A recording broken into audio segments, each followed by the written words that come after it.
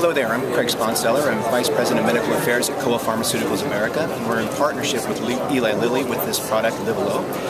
And we've got a poster here that we're presenting that is on our data in our registry trial 305, which is our trial with type 2 diabetes and combined dyslipidemia. This is a 12-week study, and it certainly did go into our approval, which we had in August 3rd of last year. What we're intending to do here is look at some intriguing data and looking at it as a post-hoc analysis. And what we're looking at is the information that's been pretty hot in the news recently, over the past probably year and a half, in the statin effect on glucose homeostasis as a side effect of what statins and maybe as a class generate. And so we looked at our 305, which is our type 2 diabetes and combined dyslipidemia, and post-hoc analysis review of fasting plasma glucose in and against our comparator of this study, which is atorvastatin 20 milligrams versus our 4 milligram dose of Livelo. So the background, really and truly, and maybe what we can do is to support the title, which is atorvastatin but not pitavastatin, significantly increases fasting plasma glucose in patients with type 2 diabetes and combined dyslipidemia. The background really is that we've studied diabetes in our registry trials, but we also know that statins have been shown to have a bit of a negative effect, at least it's been documented, in terms of glucose metabolism and homeostasis. Given that, in the recent paper that came out that supports that, which is the Waters paper, and the information that was contained in the JACC article that just came out, showing that there is something in larger trials that are happening when it comes to changes in glucose. With that background, our study against atorvastatin, we reduced LDL-C by 41%, atorvastatin 20 reduced it by 43%, and that was not a statistical difference. But looking at that comparison and knowing that there's some data out there that suggests that atorvastatin may have some mechanism by which glucose or insulin secretion may be affected, we looked at the post-hoc analysis. We randomized 418 patients. In the end, what we had in this design is a 2-to-1 ratio of those on pitavastatin 4 and those on atorvastatin 20. What we tried to do is look back in an analysis and an ANCOVA evaluation, and we tried to adjust this information on fasting plasma glucose across the following variables and account for them, which would be country, baseline fasting plasma glucose, the duration of their diabetes, their age, their body mass index, gender, and then certain medications, particularly insulin, diuretics, and beta blockers that we know can influence fasting plasma glucose. We looked at several subgroups, and you'll see some of these figures as we go through.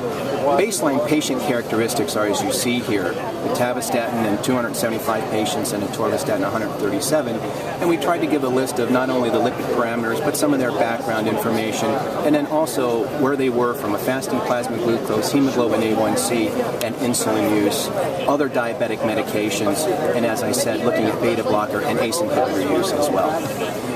Where we netted out in looking at these figures, and again, observational, this is just post-hoc analysis, but when you actually looked at the delta in the change of glucose at baseline and then subsequently at 12 weeks, the delta change in fasting plasma glucose was significant for atorvastatin, but when you look at for pitavastatin baseline to 12 week, it was not. That delta was not. And then when you compare the deltas, that was a statistical difference. Taking a step further and taking out some people that might have confounded those results, particularly those who may have been hospitalized or those who may have changed diabetic medications, the results still were the same and consistent with what I just showed. From baseline to 12 week, there was a significant change in the delta of fasting plasma glucose where that was not seen with pitavastatin 4 milligram. That delta change, again, was significant, as you see there, at 0.0065. Another interesting thing in a subgroup analysis was looking at gender. And what we found is that females that have diabetes, with atorvastatin, there was a significant change in that delta for fasting plasma glucose in terms of increase, whereas pitavastatin for either female or male did not have that effect. Again, observational, again, post-hoc analysis. When we tried to segment them as to what their baseline hemoglobin A1C was, when it's below 6.5, which just is implying that they have controlled diabetes, there didn't seem to be a difference when it comes to either of these products. But when you did look at those who had less control of their diabetes, with a hemoglobin A1C of greater than or equal to 6.5%, there was a significant difference. The delta change was important for atorva in increasing fasting plasma glucose. Pitavastatin did not have that effect. As we look then here at the change in looking at baseline insulin use and who was on insulin and who was not on insulin, there seems to be a trend towards effect, but again, nothing that as I show here, atorvastatin seemed to increase that delta fasting plasma glucose with a significant p-value here for those who weren't on insulin. But there's the same effect here, even though the patient number was small here and it wasn't a statistical difference, but you still saw that trend. We didn't have a statistical difference, even though you do see a change here. So what we are trying to understand is what's the influence of insulin therapy from a baseline standpoint. I think all those things are really important. Our limitations of the study, though, is 12 weeks. It's a post-hoc analysis. There's a lot of variables that can confound such results.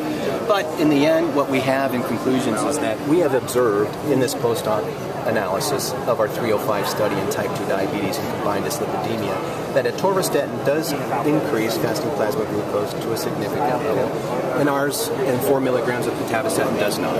And I think importantly, there may be a gender effect, and it certainly may be in terms of their level of how well diabetes is controlled. For those reasons, further studies are needed. We can't make a mechanistic claim here. There isn't anything that will help us understand why this effect would be. It's an observation, and it does support what may have been seen in some of the larger trials of statins today. Thank you very much.